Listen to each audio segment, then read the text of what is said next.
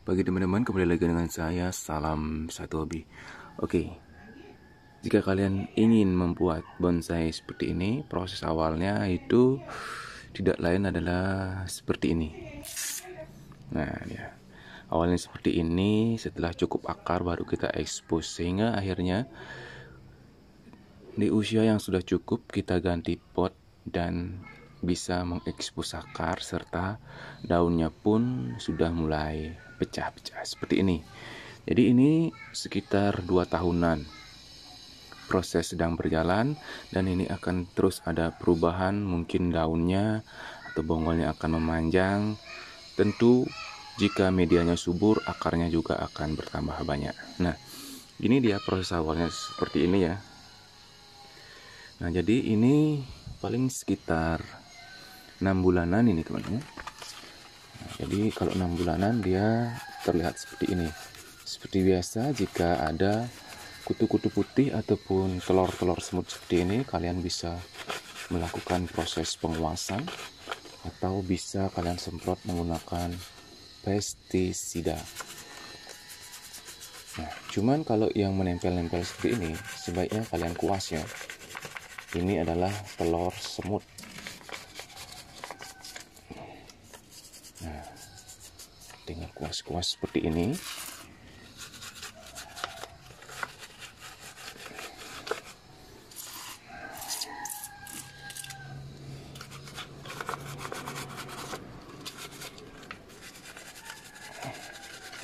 perlu diperhatikan walaupun daunnya masih seperti ini, belum pecah-pecah, dia akan terlihat bagus jika daunnya itu kecil dan rapi ya. Ini dia gambarannya. Kita masih menggunakan pot plastik isi penyangga, botol air mineral, dan batoknya belum dipoles. Nanti untuk batok seperti ini jangan dijemur ya, karena ini bisa berisiko pecah teman-teman. Jadi proses pada bagian ini kalian hanya perlu proses penyayatan saja untuk menjaga agar daunnya tetap bersih dan kecil ya.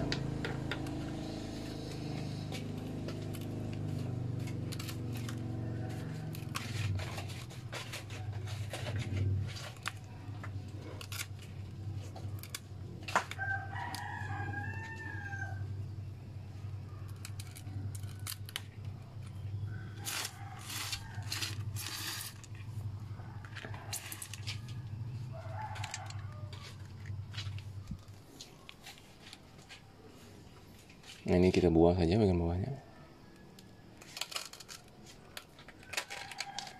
Nah, kita fokus untuk yang berdiri saja.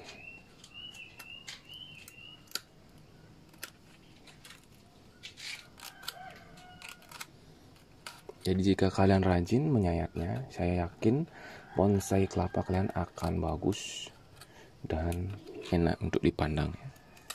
Seperti yang saya perlihatkan tadi, yang di awal itu. Nah, sudah pecah daun, kita tinggal proses penyayatan dan merawatan sedikit.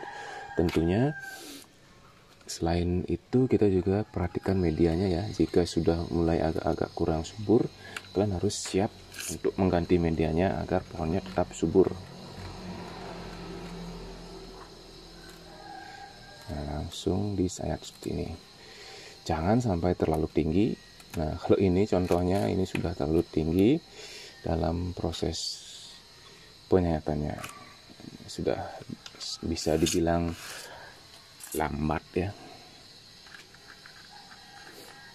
Nah, jadi harus rajin nyayatnya.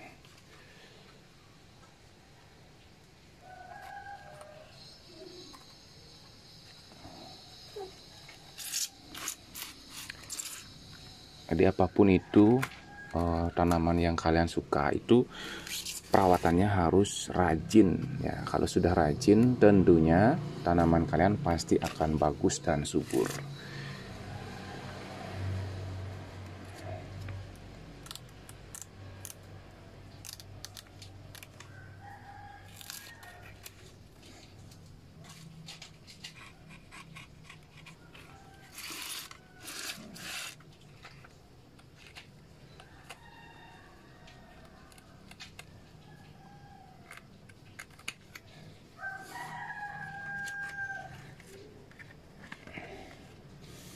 Nah, jadi di sini kalian bisa lihat ya, daunnya di sini kan kecil ya.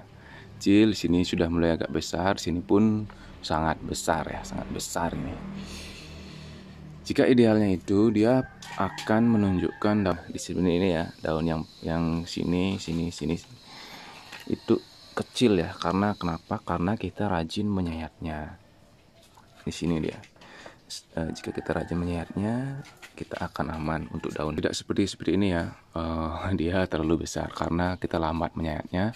Jadi kita nanti akan memprogramnya ulang. Nanti daun ini, daun bawah ini akan kita buang. Namun kita akan biarkan dulu, biar dia terlihat bagus dulu. Karena fungsi daun juga proses awal itu untuk proses fotosintesis ya. Fotosintesis untuk mengikat makanan dan memberikan nutrisi lebih bagus ke akar, jadi pertumbuhannya itu lebih ideal. Jadi biarkan dulu, tidak apa-apa ya, nanti baru kita akan program dan menjadi bagus seperti ini.